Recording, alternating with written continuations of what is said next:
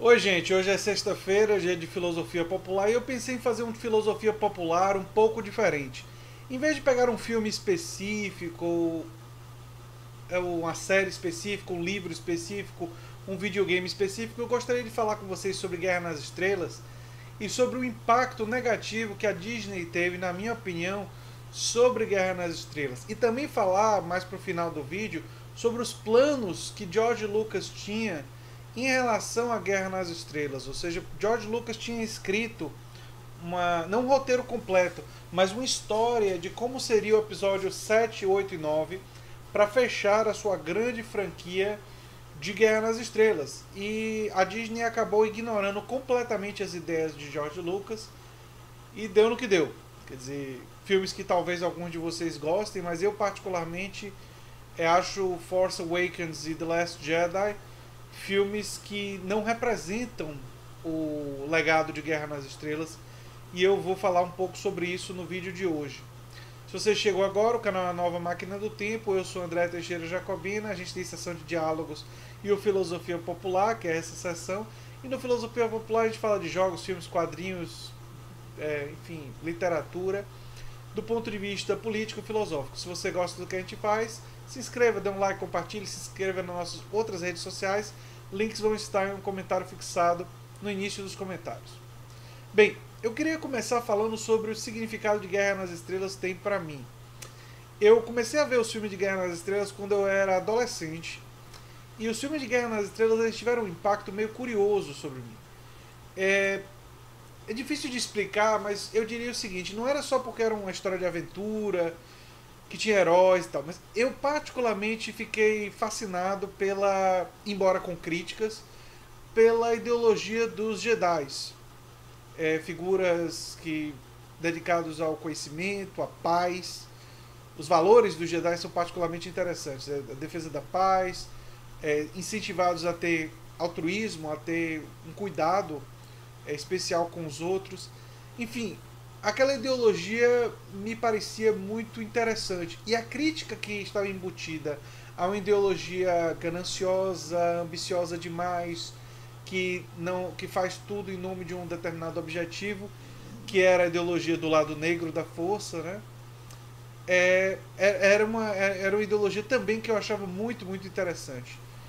E em Guerra nas Estrelas existe uma crítica ao militarismo, existe uma crítica à indústria da guerra. Quem acompanhou de Guerra nas Estrelas e meio que sabe as referências que George Lucas estava utilizando, claramente ele estava utilizando os militares como o império, né? Então o militarismo americano ele é retratado em Guerra nas Estrelas de forma bastante negativa, e eu quando era adolescente achava isso também muito interessante. Então existe várias coisas interessantes em Guerra nas Estrelas. Um momento, por exemplo, que Luke Skywalker decide não ceder a seus piores impulsos e não matar o seu inimigo quando ele está desarmado e, e se diz um Jedi, é o momento que ele converte Anakin de volta para a luz. Né? Então é o momento que faz com que o pai dele, o Darth Vader, que tinha se perdido, reencontre o seu caminho para a luz, mesmo depois de ter feito muitas atrocidades. Então é muito interessante a discussão dos filmes originais, da trilogia original. E os prequels, embora não sejam filmes tão bons, porque eu não acho. E aí vem um comentário sobre George Lucas. Eu acho que George Lucas e os filmes originais eles funcionaram tão bem porque a maioria daqueles filmes George Lucas não foi o diretor. Ele foi o idealizador, ele foi o roteirista, ele foi o produtor, mas em Império Contra-Ataca, em Retorno do Jedi, ele não é o diretor. Então essa combinação de bons diretores com uma boa história e uma boa arte visual que o George Lucas sem dúvida nenhuma é capaz de fazer, deram em filmes excelentes. Os filmes originais, os filmes prequels na verdade, que ele dirigiu, tem claros problemas de direção, mas ainda são filmes do universo Guerra nas Estrelas, ainda são filmes que trazem uma arte gráfica inovadora, ainda são filmes que têm o conteúdo e a temática de Guerra nas Estrelas, ou seja, são filmes que estão criticando a corrupção política, que estão criticando o autoritarismo, que estão criticando a falta de democracia. Ou seja, são filmes que estão coerentes com a visão geral de George Lucas, né? E qual é o grande problema do Force Awakens e do The Last Jedi? É que são filmes que, primeiro, que não tem grandes inovações do ponto de vista dos planetas, do ponto de vista visual, do ponto de vista de trazer algo verdadeiramente novo. Aliás, a história da Rey recicla muito a história do Luke, então há um elemento de reciclagem muito grande ali, o que é um problema sério daquele primeiro filme. E, além disso, são filmes que têm incoerências com a própria ideologia que Luke estava querendo, George Lucas estava querendo desenvolver, defender e tal. E isso tem relação com a história de como é que a Disney comprou os direitos com George Lucas. E George Lucas cometeu um erro gravíssimo em relação a isso. George Lucas vendeu a franquia dele e a Lucasfilm, a LucasArts, tudo, por uma quantidade absurda de dinheiro. Então, se você for avaliar do ponto de vista estritamente monetário, ele vendeu por 4 bilhões de dólares. Então, não foi um erro desse ponto de vista. Mas se você for... Mas será que George Lucas está precisando de dinheiro? Mas se você for analisar do ponto de vista do legado de Guerra nas Estrelas, sim, foi um grande erro.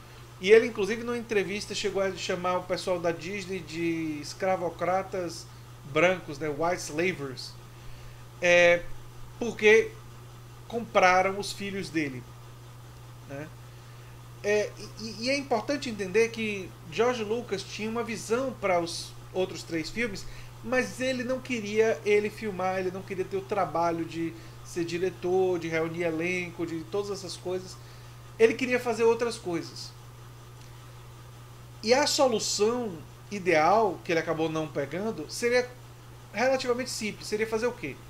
Seria entrar como produtor apenas, colocar essa história nas mãos de um diretor da confiança dele, em equipe da confiança dele, e ele servir como um consultor, mas que tem poder de edição, tem poder de decidir os caminhos. Essa seria a melhor solução.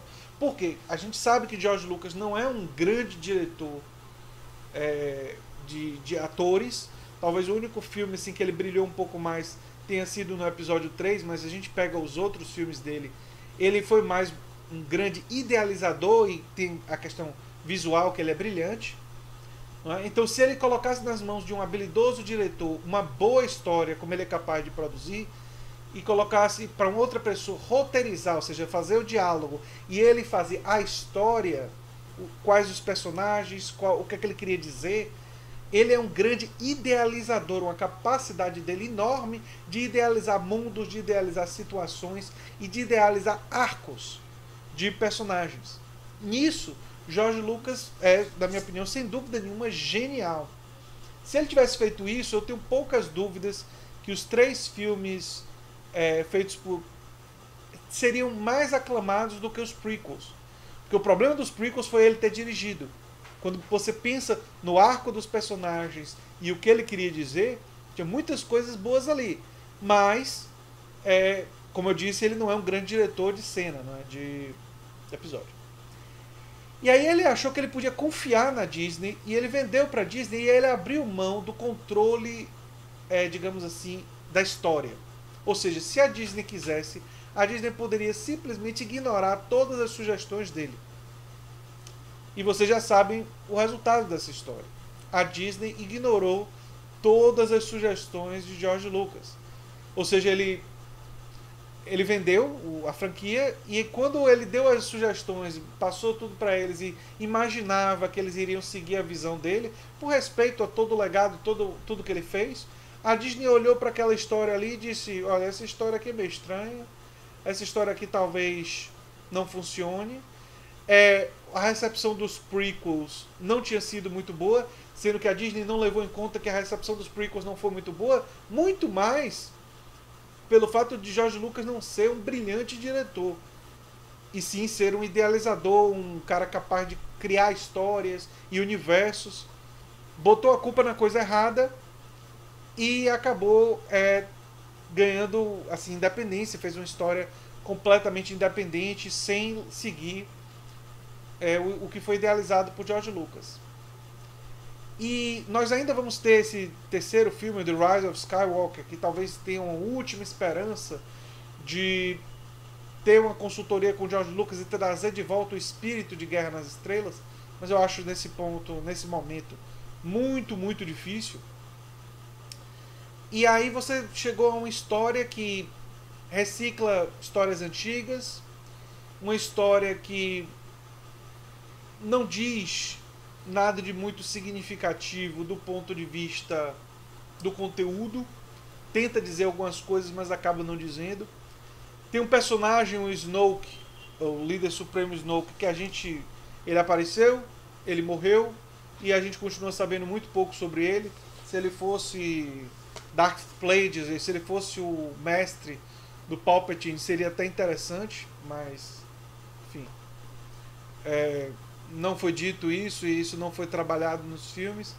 Quer dizer, a gente teria muitas coisas interessantes para desenvolver. Aliás, o chamado universo expandido de Guerra nas Estrelas mostra um pouco isso. E nada disso acabou acontecendo. E eu acho que tem uma lição profunda nesse episódio, envolvendo o George Lucas e a Disney, que a arte é uma coisa muito autoral.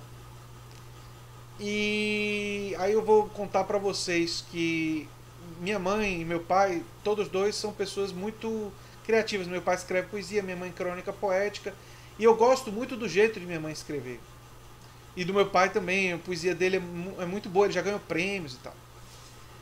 E eu tenho a ideia de montar uma história, aliás, eu já comecei a montar essa história, e essa história vai ser escrita por minha mãe. Eu tenho A Nova Máquina do Tempo, que eu escrevi, eu tenho Canto Escuro, que eu escrevi, e tem outros livros que eu estou desenvolvendo, que eu vou escrever, mas essa história específica, eu acho que o estilo de minha mãe cola melhor.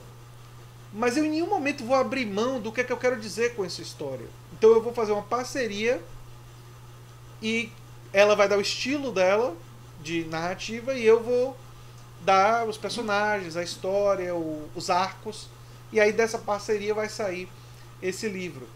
E eu estava pensando sobre isso, de como parcerias são importantes, você ter esses elementos assim claros, bem definidos. E o grande problema que George Lucas teve foi não ter colocado no papel que, olha, a franquia Guerra nas Estrelas, eu vou definir o roteiro, eu vou ter controle criativo da franquia. Eu não preciso ser diretor, não preciso ser roteirista, mas eu vou ter controle criativo, não vou permitir que faça um negócio muito diferente do que eu estou projetando.